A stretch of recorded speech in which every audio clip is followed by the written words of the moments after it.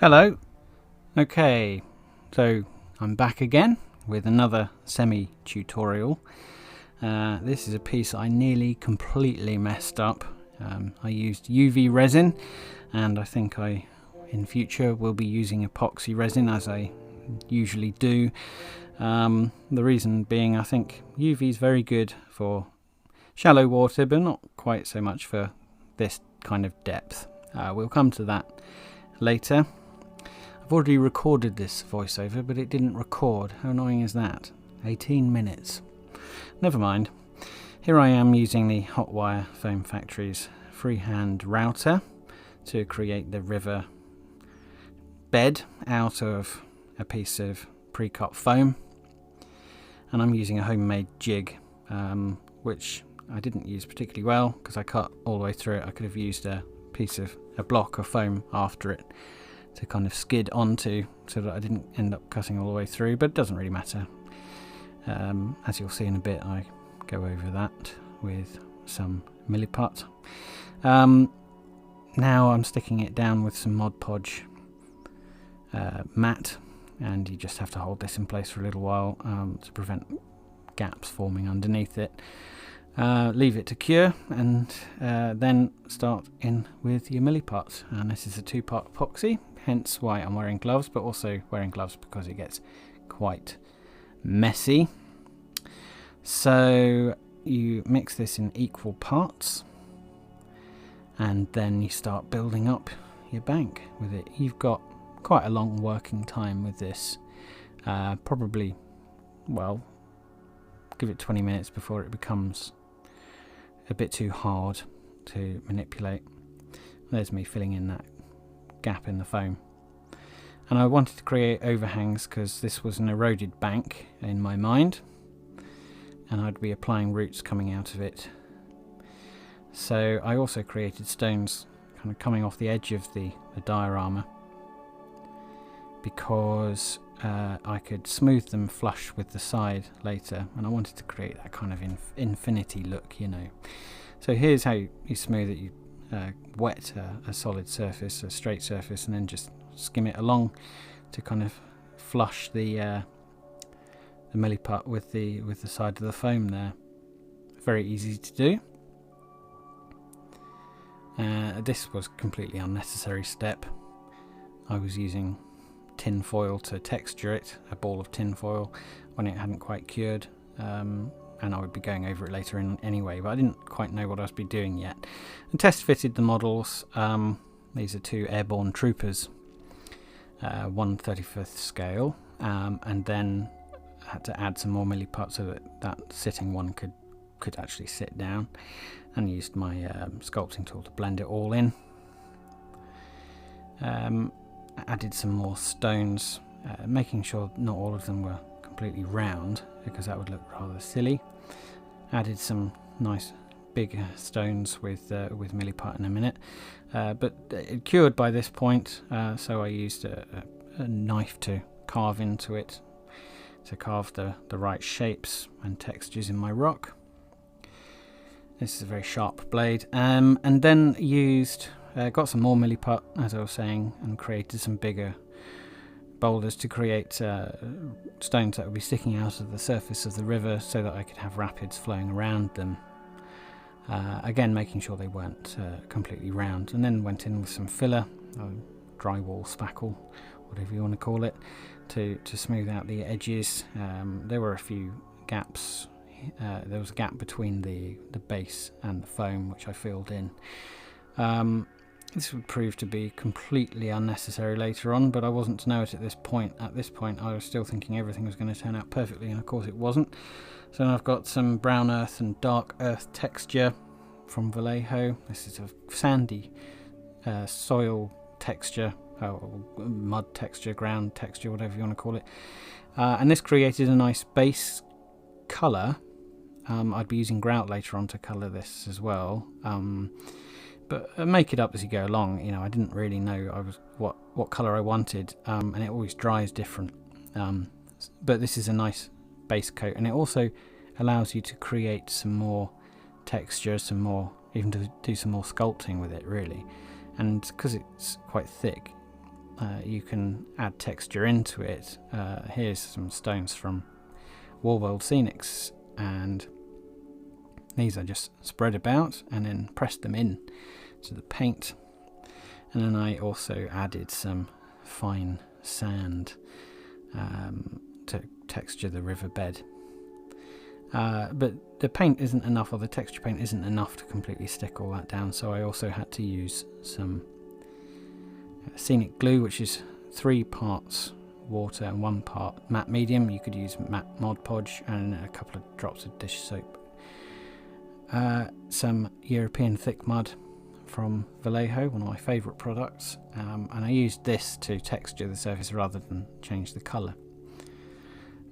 So that just added a bit more kind of grain almost, or muddy texture to the riverbanks, to the tops especially.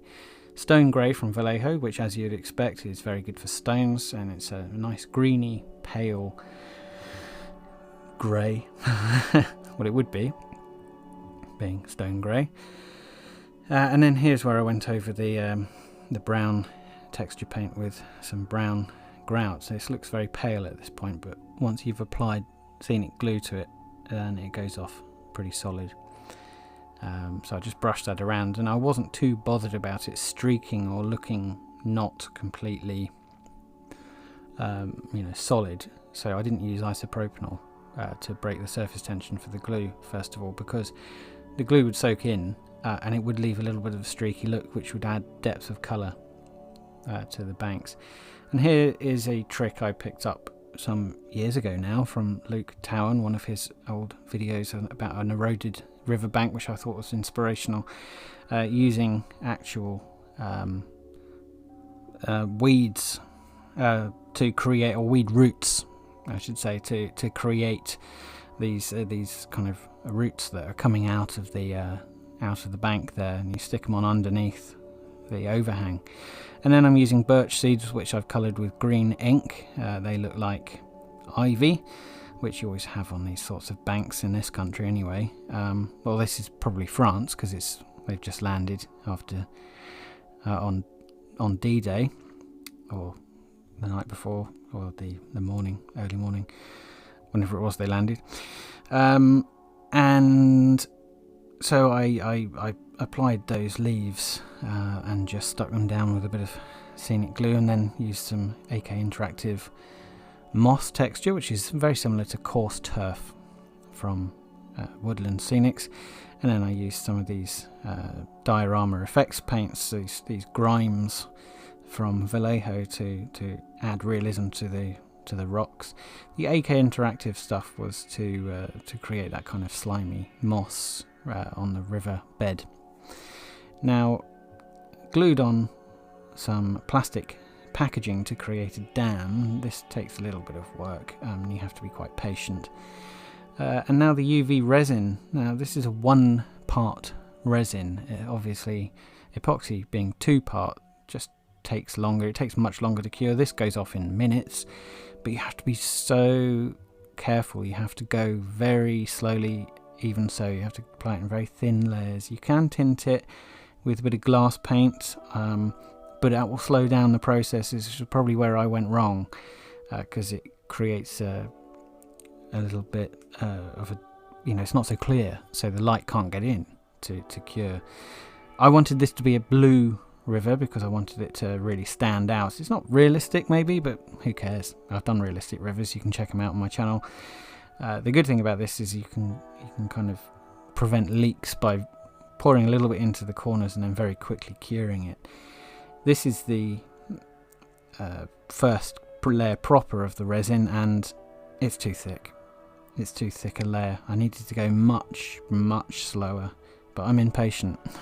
So here we go, applying final layers, and I'm actually going to start creating ripples here with this and curing it as I go, which is a good handy trick using UV resin, because you don't have to use these gel products. You can cure them as you go along, so you can create these lovely ripple effects. You can see it starting to skin over there. Create these lovely ripple effects and cure them pretty quickly.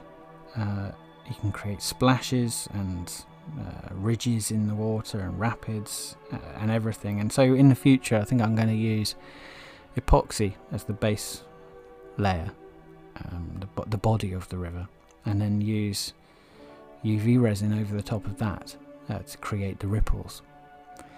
For that it's brilliant, and here's me creating splashes around this rock. So I'm just manipulating it as I go, kind of dragging it up, because it's very sticky obviously, dragging it up with my stick there, and now I'm creating a little where the water's running past the rock, just the little flow lines with a cocktail stick. Now to remove the dam, and it may look good, it may look nice, but it didn't cure completely, and it kept bubbling out. It was all around the edge, it was fine, but in the middle it was still wet underneath the surface, and no matter what I did I couldn't get it to cure. In the end I actually had to use that, well I say I couldn't get it to cure, I did, by using the UV torch on it for seeming like hours, and I thought, oh, I'll have to paint the edge because it looks so awful, and that didn't work, so I sanded that back, and that gave me an impression of where all the lumps and bumps were at least, so I could give it a proper sand. And then I used some plastic card, which I used a pencil to draw the outline of the river, and then I cut them all completely to size using a scalpel and stuck them on with a foam safe glue. And because obviously you can't use super glue because it'll eat into the foam, and it probably wouldn't stick very well, so use a foam safe glue. And then I touched up the little corners there. I put some, you can see there's little gaps and things, so I used some milliput.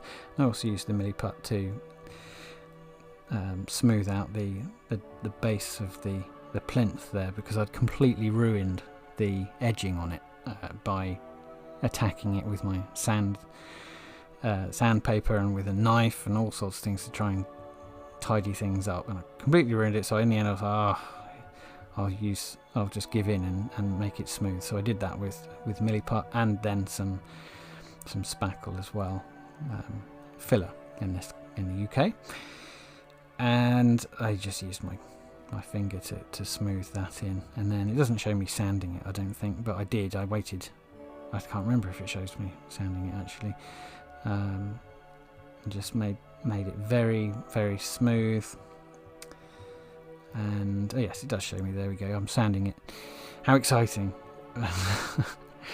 Very lightly, and that was that pretty much rescued. And I painted it. What it doesn't show later on is me actually painting it white, which is what I used. I just used some white acrylic to paint that up.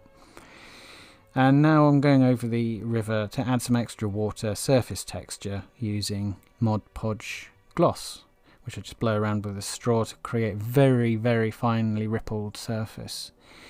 This is a technique I've often used, and because I've got those big ripples underneath, it creates a really nice effect, as if the water's running fast but there's also wind blowing over the surface, you know. And now to create a little bit more depth in the riverbank, because I thought it was looking a bit orange, I used some of the Vallejo European thick mud again, and then some of this slimy grime again, or streaking grime by Vallejo, and a little bit of super glue to seat the men on, making sure that they fitted exactly where I said before. And you have to hold them in place. You can see where the glue is starting to, the Mod Podge is starting to clear up there. And this is a product from Diorama Presepe, which they were very kind enough to gift me a while ago for use in dioramas, and it's use in videos rather, and it's like very short tufts of grass with flowers on them. You can pick the flowers off, which is what I did. And then you need to apply them with a bit of super glue or whatever glue you use. I used super glue because they just stick in so nicely, so you know, easily and quickly. And press them into place, and there you can see that the Mod Podge is cleared. So now I'm going to be using some Panzer Aces stencil, which is an off-white, to create the white water. So you don't want to go too heavy with this, you just want to create splashes and nice foamy effects really.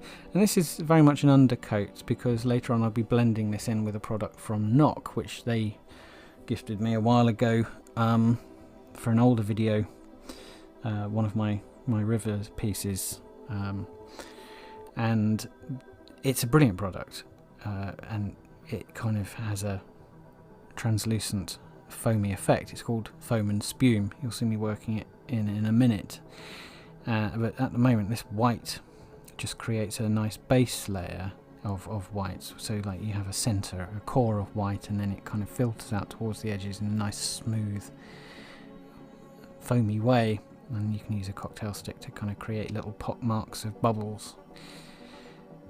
So a few leaves, a few more birch leaves, as if there's a tree upriver, and they've been dropping. These are natural birch seeds, and it doesn't show, but I stuck them down on the river with Mod Podge gloss, and then on the bank I used this the scenic glue, making sure that drip there didn't make a matte dot on the river. And here's the foam and spume, and you just go very lightly with this and create really nice foamy effects. It's just like a little pen really. Again, you don't want to go too heavy with it though, because it could dominate. It goes on white but dries in this kind of translucent white. It's really nice. I didn't know what to expect when I first used it, but I was very happy with it. So there we go. Talking about being happy with things, I was reasonably happy with how it turned out. I like the bank, I like the technique I used for the ivy, I like the figures, are lovely, and I like the ripples. I don't like the edges. I like everything, I just don't like the edges, and I was really upset about that. But I've got lots of other videos with realistic water, you can check them out, they're all on my channel. So thanks ever so much for joining me. Please like and subscribe if you want to, and I'll see you next time. Cheers!